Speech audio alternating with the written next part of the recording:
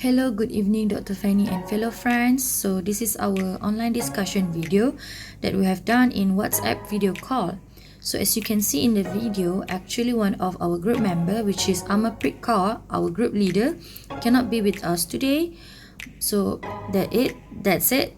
Only 3 of us, because actually she's not feeling very well, but she will join us in the in-depth explanation of the parts or important elements that should be included in resume. So stay tuned, guys.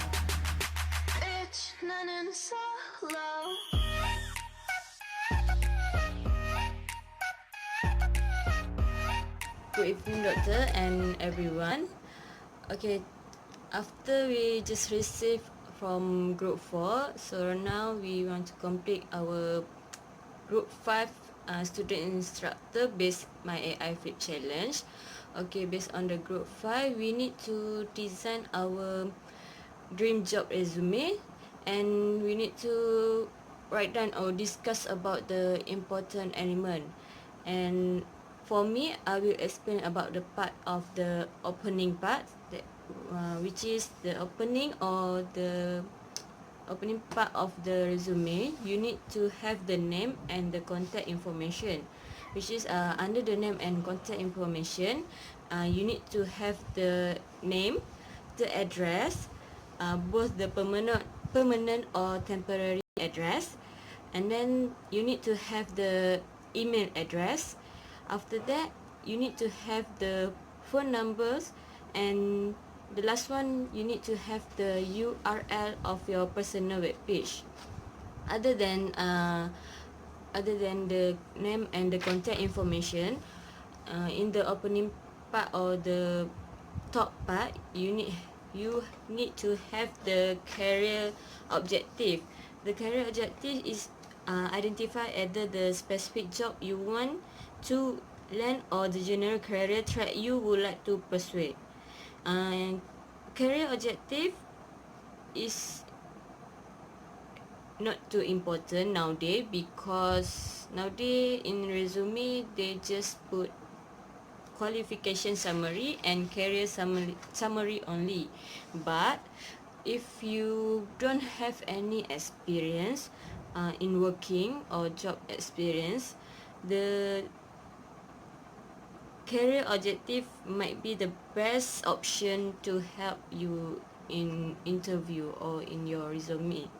Okay, other than that, in the opening part, you also need to have the qualification summary, which is a qualification summary is offer a brief view of your key qualification.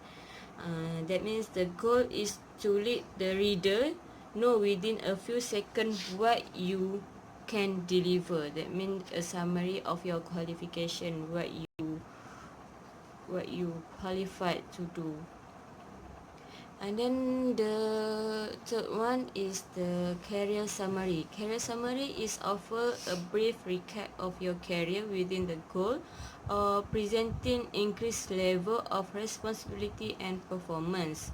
Career summary is a key consideration when company look to hire upper level executive. That mean if you want to apply the higher upper level executive, that career summary is the most important part. Okay, for the other important element will be explained from my other friends. So maybe doctor will curious why our video is a different place and different background, because we just received, this is our challenge for this is our challenge for this challenge, which is we just received our task quite late, and most of our member have the class on the evening. So we decide to do online discussion, which is every person need to do a video to each part, and later we will discuss video call to discuss more details about this challenge. This is my my opinion about this challenge for today. So see you later. Bye. Today I want to complete my task on my AI Flip for Group 5 assessment. I will explain about what is the best way to include in your education on your resume. In the education section of your resume, you must list your school attended, the degree of your attain, your GPA if you are the student or a recent graduate, and any special award and honor of your earn that you earn in your university.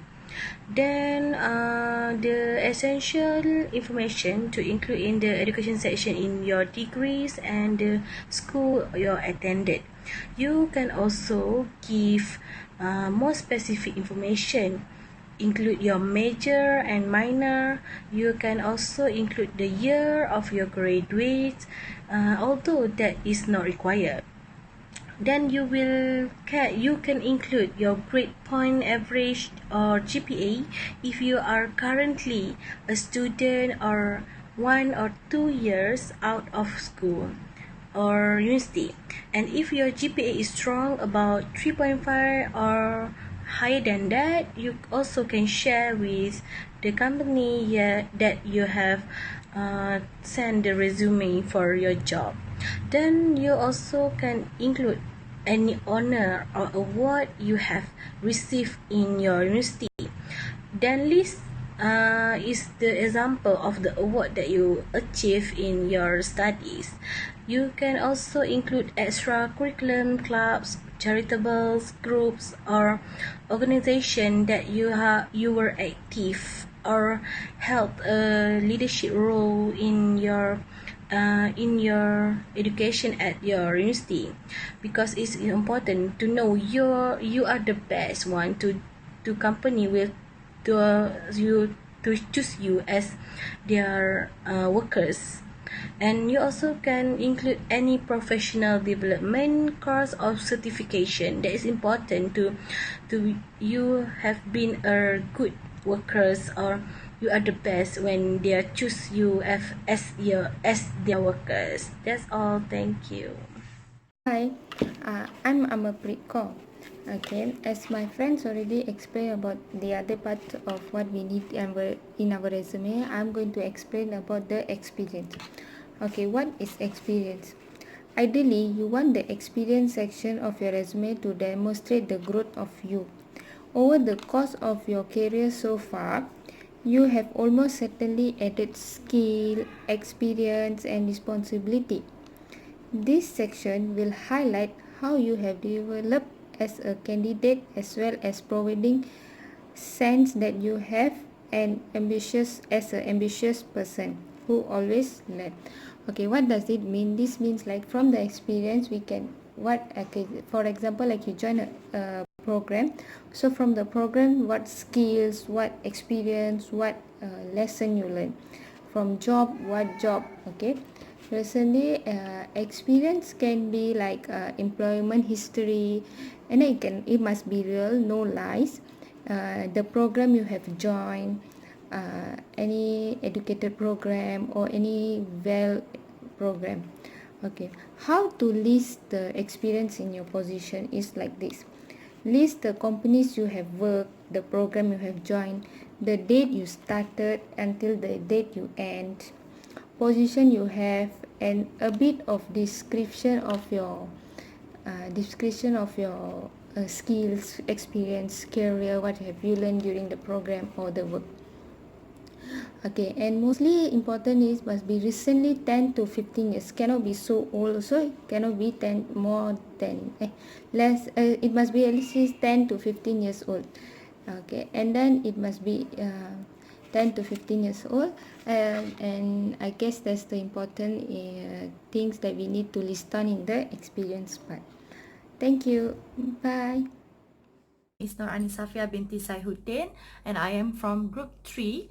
So for today's challenge, we have to elaborate important elements in the resume. Okay, so another important elements in the resume should include activities. So as a student job seeker like us, you may be wondering whether to include extracurricular activities in your resume. So the answer is absolutely yes, you should. Okay, so by introducing extracurriculars or other activities in your resume, it actually gives hiring managers a glimpse into your character and interests outside of your grades and test scores. This helps elevate you from a collection of cold data to a fully fledged human being with personal passions. So why you should include extracurricular activities or other activities that you think is comply with the requirements. Okay, it's actually an excellent way to showcase your appealing qualities like volunteer work. Extracurriculars can fill out a resume scan on professional experience, especially we are applying for an accounting lecturer job. Okay, even though people might say that extracurricular looks unrelated to your target job at first glance, maybe because you are applying for a lecturer, though why you have to put your extracurriculars, but it's okay because once you extract the soft skills that you have learned, they can bolster your resume and present a different side of you that makes you an even more compelling candidate. All right, so for example of the extracurricular activities or other activities that you can include in your resume, the first one, maybe you are student government or SGA. The key skills that student government should have is basically a leadership skills, collaboration skills, communication skills, and organization skills. As a member of the SGA, you have plenty of experience, okay, planning activities for the student body and addressing student needs. So to accomplish all of these, you are used to exercising leadership responsibility as well as working with the other members of the SGA to organize events and communicate the SGA agenda to the student body. So this is very crucial for an accounting lecturer to have this. All right, and then maybe another activities such as you are pro in foreign language. Key skills for these activities that are communication, critical thinking, interpersonal, and work ethic. So more likely than not, your employer will give you the option to choose a foreign language as an elective. So a foreign language is actually a strong choice to include on your resume because being proficient in an additional language or other foreign language often entitles you to a higher pay because of the diversity in the workplace. All right, okay, so that's all for me, that's all from me for the activities in that you should include in the resume. So good luck and thank you so much.